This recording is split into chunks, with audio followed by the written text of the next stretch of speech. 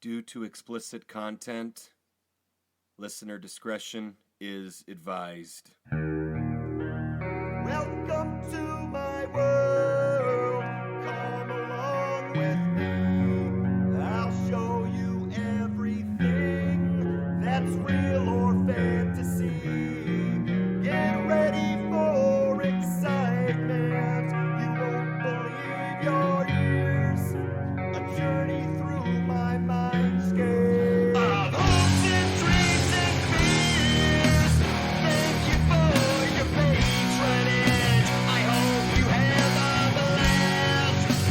Buckle up, let's take a ride. Here's Cappaulli.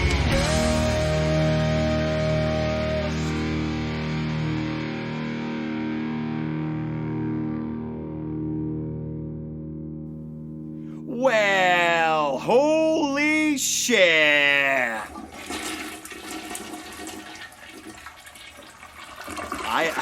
I am willing to bet all of the toilet paper during the pandemic that you had no clue my podcast was going to open up with a toilet flushing. I had to do something unique and creative to get your attention right off the bat, and I thought to myself, what sound effect could I use that would be just shocking and radically different? So I went with the toilet. I mean, I literally went into the bathroom with my phone and recorded the toilet flushing. So yeah, that's how it starts off. You have this awesome theme song, and then boom, a toilet flushing. So there you have it. Hello, this is greetings from Dundee, Michigan. My name is Cappaulli. I'm in my mid-30s. I am bald. I have a ton of tattoos, and I'm a fucking geek. I've wanted to do a podcast for so long. This has been something in the making, and I've been back and forth on what to do and how to do it. I ultimately decided to go with comedy and fiction, although I will say that I am putting in real life stories, so some accounts that I've experienced over my life, or throughout my life rather.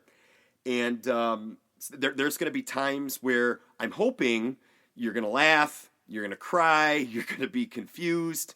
I'm really kind of throwing everything in, right? So think about a podcast about nothing and a podcast about everything at the same time. Plus, with this being brand new, I want to try to break some formats. Nothing against the standard podcasts. I listen to a lot of them, and a lot of them are phenomenal. But I get kind of bored of hearing the same thing over and over and over. So again, I thought to myself, what can I do different? Going back to kind of the times where the parents and kids would sit around an old radio, and there'd be all these different shows, kind of like a variety show of different segments. You had stories, you had jokes. That's what I'm doing. So all I ask as a favor is give this episode a chance. Like I said, I am a spontaneous, crazy, high-energy person, and I wanted to embody that in this podcast. Cappaulli Cast is literally me in a podcast form. So I will tell you for a quick introduction that there's a cool horror story in this. I do have some dad jokes. Sorry. I can't help it. I love dad jokes. I'm doing a rap song, and that's actually, so this is, August is actually Women's Equality Month, so I thought that'd be a cool way to kind of kick that off, kind of celebrate by creating a tribute rap, and I'm by no means a good rapper. I suck. I suck at rapping, but I have a lot of fun doing it. So just all I can say is, like I said, give it a chance, have some fun. This is an adult podcast, so I'm going to say shit, fuck, goddamn, hell, sorry, but I wanted, again, to do something for, 17 and up. But other than that, just sit back, relax, enjoy the ride, and let's go!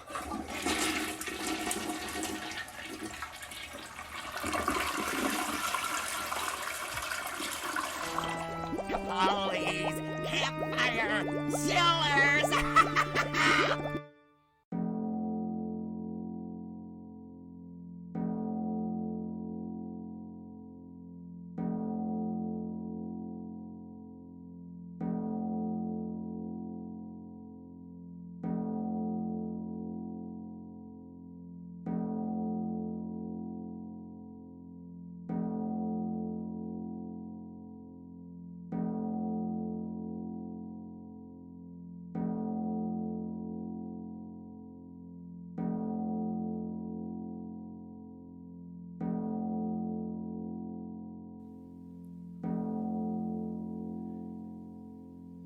3-year-old Marvel was supposed to be sleeping.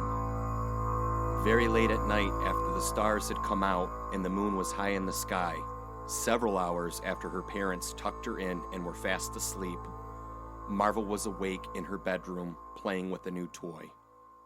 She received a small gray plush elephant wearing a pink scrunchie from her parents as a reward for using a training potty earlier that day. Thinking of one of her favorite cousins, she named it Sloan. Marvel leapt and spun with her new animal companion and wanted to celebrate forever. At midnight, she heard something strange stamping outside. The sound seemed heavy, distant, and somewhat unfamiliar to her. So she decided to ignore it and resumed playing. After all, there was a manufacturing warehouse with grain elevators nearby that was constantly producing loud noises. Her bedroom was on the second floor of the house and overlooked the backyard. She was able to stand on her bed and barely reach the window to peek out. Sometimes when the sky was clear enough, she'd look for beautiful stars or pretend that the moon was stationed above to protect her at night. Tonight, the sky was pitch black. No moon or stars. Something heavy fell in the backyard and completely interrupted playtime. Marvel, who had been previously sitting on the floor, sprang up and looked towards the window. Slowly, she approached her bed and began to climb while clutching her elephant companion. She slid across the bed and raised the window blinds. Looking out the window down at the backyard, Marvel froze in disbelief and terror. There, in the darkness, stood an elephant, a full-sized, living elephant. Why is there an elephant in my yard? How did it get there? What does it want? Her jaw dropped, dilated eyes widened, hand placed under chin. Marvel pondered. The elephant stared up at Marvel and began to raise its trunk. As it straightened and lengthened, it seemed to extend further and further towards the window. Slowly thinking this creature mistook Sloan for a baby elephant, Marvel clutched Sloan. Right before the trunk reached the bedroom, Marvel dropped the shades, jumped out of bed, shut off the lights, and hid under a blanket on the floor with the toy elephant. Marvel sobbed and tried to hide Sloan. The bedroom floor vibrated and the walls shook, knocking down picture frames.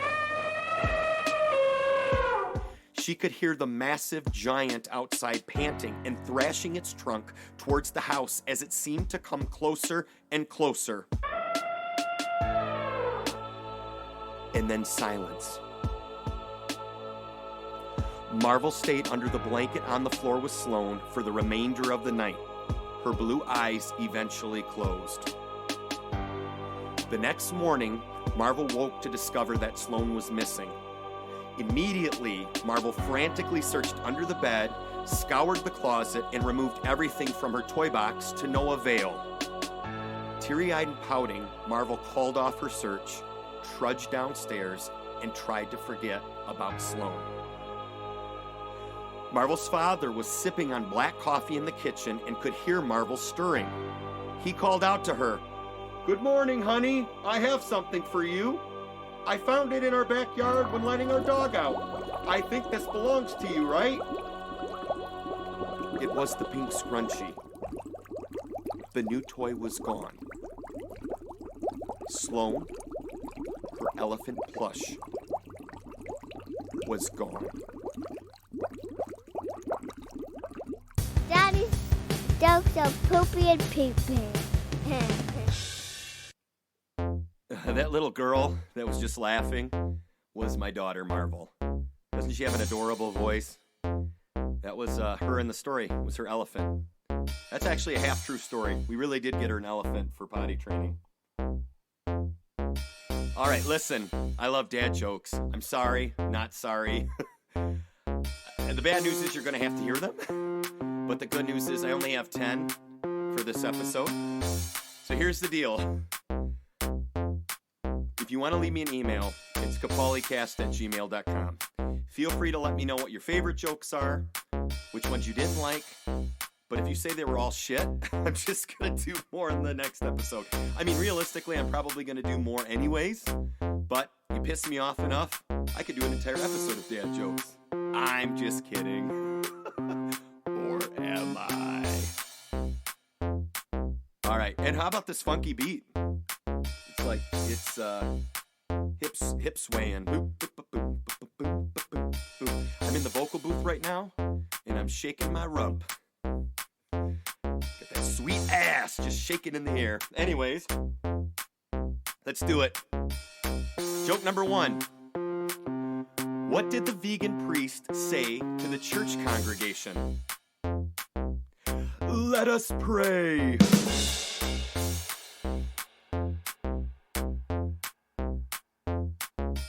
All right, here's the next one, number 2. Why were the locals terrified of the clockmaker? The clockmaker was a lunatic.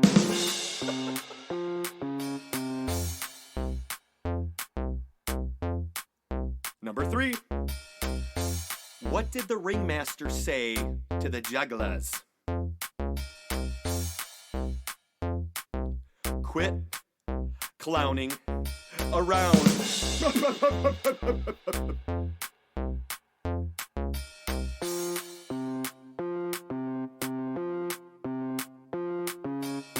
Number 4. What is a guitarist's favorite food? String cheese.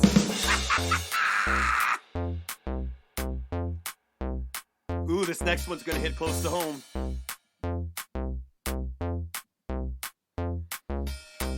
Why did the mortician close her parlor? Her business was dying.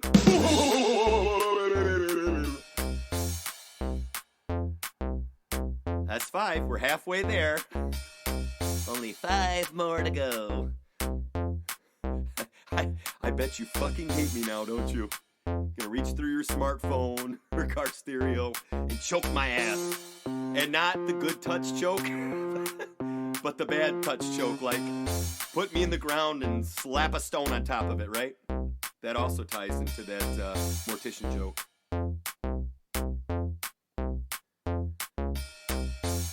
Why was the gamer in trouble with his girlfriend? He was trying to control her.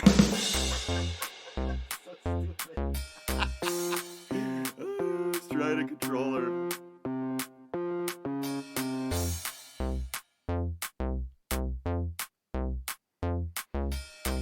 Why was the author excited? She had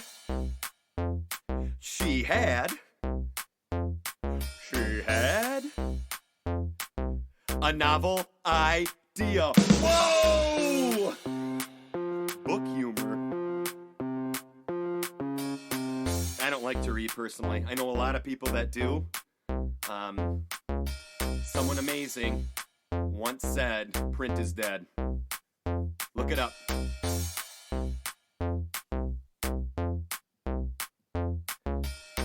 Why did the firefighter divorce his wife? Because the flame was gone in their marriage.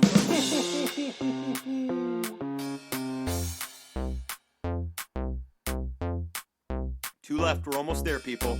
Hang in there.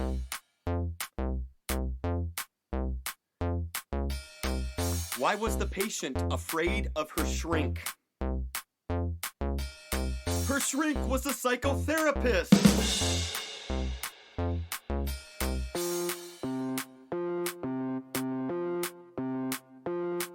All right, last but not least, number 10. This concludes the Bad Dad Joke segment. What do you call a drummer that misses the bass drum?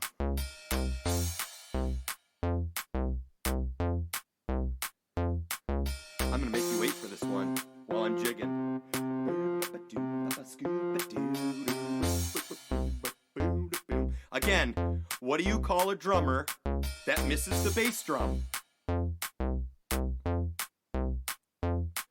A dead beat!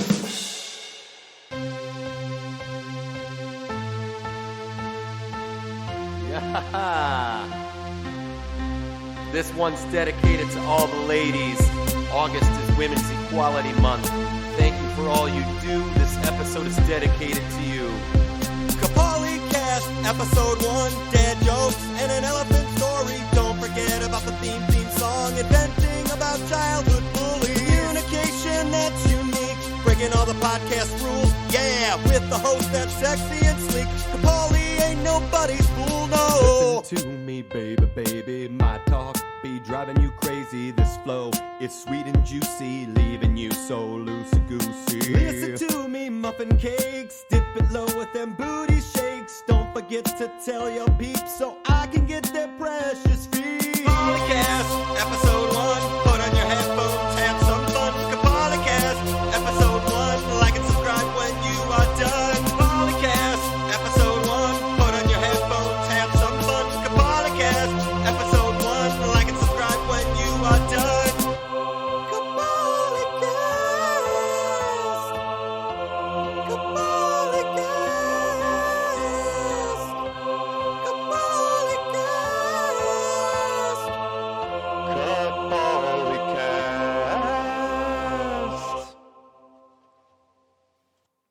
All right, let's shift gears here.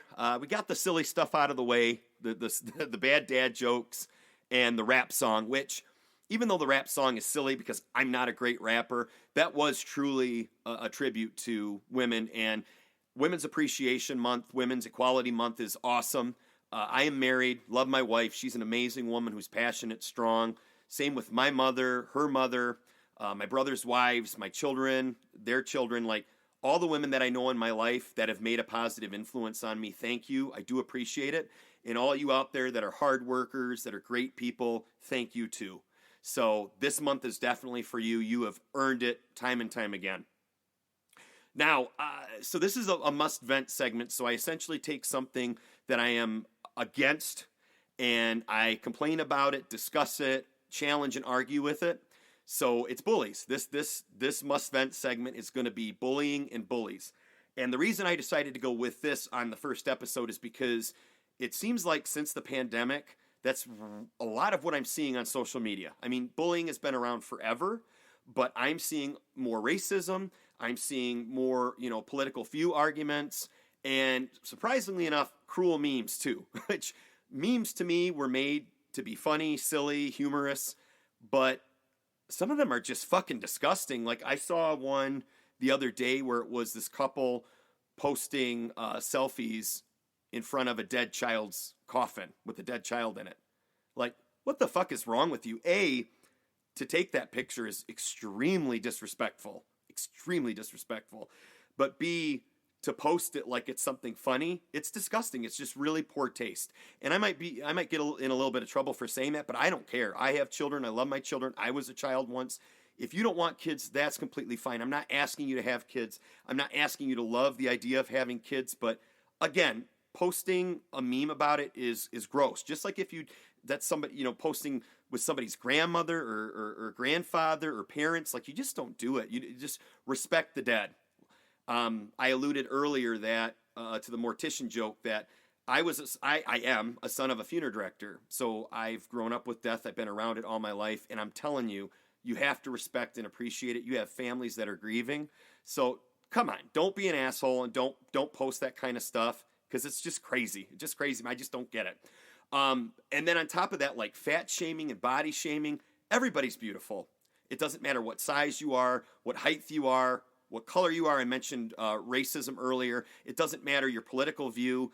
We can disagree and still respect each other, right? Like, when has our country become so fucking divided? And how do we get back to basics? That together we stand, divided we fall. So I'm done with my soapbox. Let's get into bullying. So, interestingly enough, I have two bullies in particular that I want to talk about because even though they terrorized me when I was younger, they for some reason left a positive impact on me later in life. And I was able to take a negative experience into a very positive experience. The first one was one of my classmates. So in grade school, I was on, the basketball team. I was on the baseball team, and I was terrible. I am athletically challenged, and I was always the worst on every team I was part of. But this bully in particular, aside from making fun of me for being short and weak and being athletically challenged, and I also think he was part of the group that was making fun of me for being the son of a funeral director. I got a lot of people saying, "Hey, you ever fuck dead corpses?" Stupid shit like that.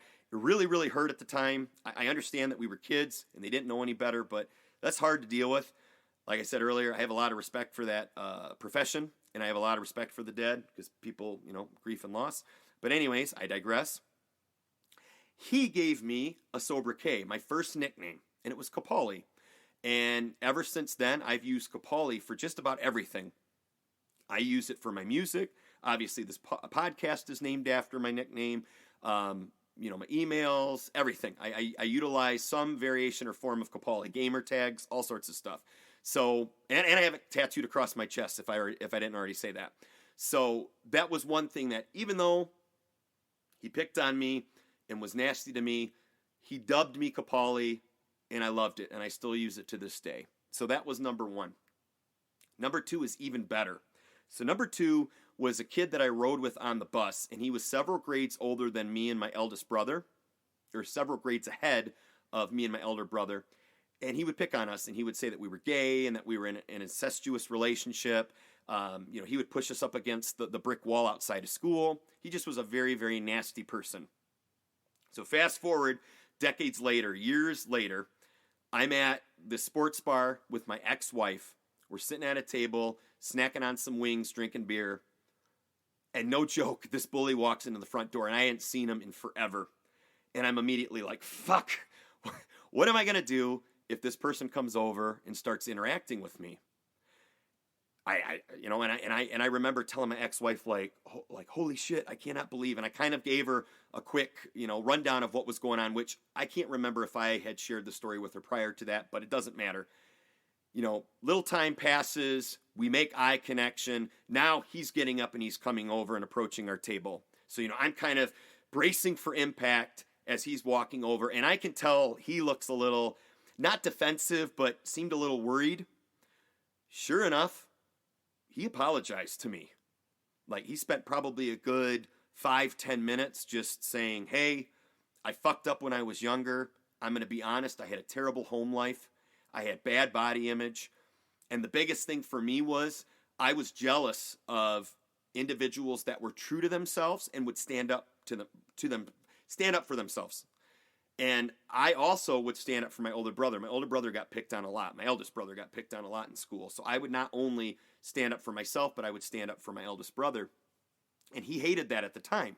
But he also respected it, and that was kind of what fueled him to be more and more nasty to us. So he's telling me this. He's telling me this in this restaurant in front of my ex-wife. I'm stunned, like, jaw to the ground. I start tearing up. I don't know what to say because I'm sorry, but that never fucking happens. I've never had an experience prior to that, and I've really never had an experience after that. And at the end of it, I got up, gave him a big hug, and last I heard, I believe he's volunteering for the needy, or was volunteering for the needy. He was trying to give back to the community. So I'm sorry, but that's a bully who later in life took accountability for his actions, asked for apology, or asked for forgiveness, and he got an apology from, asked for forgiveness, apologized, and got it from me. There we go. He got that forgiveness from me, and I think he's a hero. So, needless to say, that's my must vent about bullying. Thank you for listening. If I offended you in any way, I'm sorry, but like I said, I put up with a lot of bullying. I'm tired of it. So, if you're one of those bullies, stop, please.